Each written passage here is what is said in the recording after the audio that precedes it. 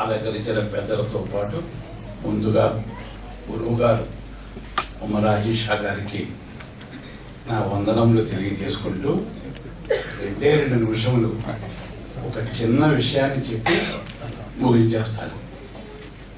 మిత్రులారా, ఒకప్పుడు ఒక ఆయనకి పెద్ద ఓ సందేహం వచ్చి ఇంకో ఆయన దగ్గరికి వెళ్ళి తెలుసుకుందామని పెడతాడు. ఆయనకు వచ్చిన సందేహం ఏంటంటే ఓ శ్లోకం చదివాడట అతను. ఆ శ్లోకం కేశవం పతితం దృష్ట్వా పాండవం హర్షనిగ్రహ రుదంతి సర్వే కౌరవం ఆహా కేశవ కేశవ అని ఆ శ్లోకం. అంటే కేశవం, కేశవుడు అంటే కృష్ణుడు, పతితం దృష్ట్వా నీటిలో పడుతుంది చూసిన పాండవం, పాండవుడికి ఆహా బావా మా బలిపడ్డావు అని విక్కిరిస్తూ హ్యాపీగా నవ్వుకుంటున్నారట. అప్పుడు రుదంతి సర్వే కౌరవం, ఒడ్డున ఉన్నటువంటి కౌరవులు ఆహా కేశవ కేశవ అయ్యో బావా నీటిలో పడిపోయావా అని అనుకుంటూ బాధపడుతున్నారట.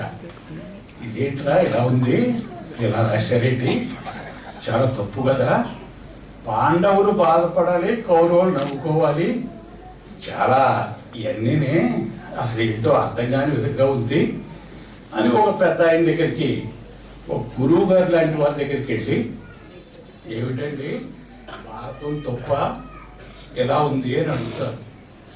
అప్పుడు ఆ గురువు గారు చెప్తాడు ఇతనికి, కాదయ్యా నీ ఆలోచన విధానం తప్పు, ఇక్కడ కేశవం పతితం దృష్ట్వా అంటే నువ్వు ఒకే ఒక యాంగిల్లో ఆలోచించావు. కేశవం అంటే ఒక శవం నీటిలో పడతను చూసినటువంటి, పాండవం అంటే తెల్లటి పశువులు కొంగలు ఆహా భలే భలే నీటిలో పడింది, అది ఎప్పుడో కుళ్ళుద్ది, కుళ్ళాక నీటిలో తేలుతుంది, తేలేక మనం పొడుచుకు తినొచ్చని హ్యాపీగా ఉన్నాయట. రుదంతి సర్వే కౌరవం, ఒడ్డున ఉన్నటువంటి కౌరవం అంటే నక్కలు, ఇక్కడ కౌరవులు కాదు, అయ్యో శవమా నీటిలో పడ్డావిటే, ఒడ్డున పడి ఉంటే మేము పీకు తినుంది కదా అని అనుకున్నాయట. అంటే మనం ఏంటంటే ఇంతే తెలుసు, మనకి ఇంకా తెలుసుకోవాల్సింది ఎంతో ఉంది అని అన్నప్పుడు అలాంటివి తెలియజేస్తానికి మరి గురువులు కావాలి. అలాంటి గురువులు అందరూ గురువులు కాదు, అలాంటి గురువులు ఎక్కడో ఉంటారు. వాళ్ళకి స్వార్థం ఉండదు, నిస్వార్థంగా తన మన అనే భేదం లేకుండా సంఘ సేవతో పాటు ఏదో విధంగా సమాజాన్ని ఉద్ధరించాలి అనేవాళ్ళు ఉంటారు. అలాంటి వారిలో ఈ పిఠాపురం దగ్గర వీరికి సంబంధించిన ఒక మంచి ఆశ్రమం ఉందని తెలుసుకొని పని కట్టుకుని అక్కడికి వెళ్ళి అవన్నీ చూసి వీరు చేస్తున్న ఆ విధానాలు, ఆ సేవలు ఎన్నో చూసి మాకు ఆశ్చర్యం వేసి ఈరోజు ఇక్కడ ఉందని చెప్పి నేను వెస్ట్ గోదావరి నుంచి కలుసుకుంటానికి అది వచ్చాను. మిత్రులారా, అలాంటి వారి యొక్క ఉపదేశాలు మనం మునుముందు ఎంతో ఉపయోగం. మీరు తప్పకుండా ఏదో వచ్చాం వెళ్ళామన్నట్టు కాకుండా అవి చక్కగా విని కొద్దిలో కొద్దైనా ఆచరిస్తానికి ప్రయత్నం చేస్తే ఖచ్చితంగా 100కి 100 పాళ్ళు అవి మనకు ఉపయోగపడితే మరి ముందుకు వెళ్ళటానికి మనకి ఎన్నో రకాల జీవితం తెల్లారితే సమస్యల వలయం.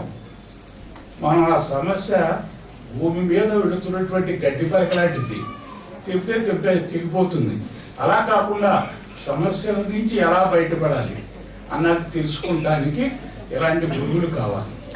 అందుచేత మీరందరూ వారు చెప్పిన మాటలు విని ఆచరిస్తారని తలుస్తూ ఈ అవకాశం ఇచ్చిన పెద్దలకి ముందుగా మా మిత్రులు మాణిక్యాల గారికి ధన్యవాదాలు తెలియజేసుకుంటాను.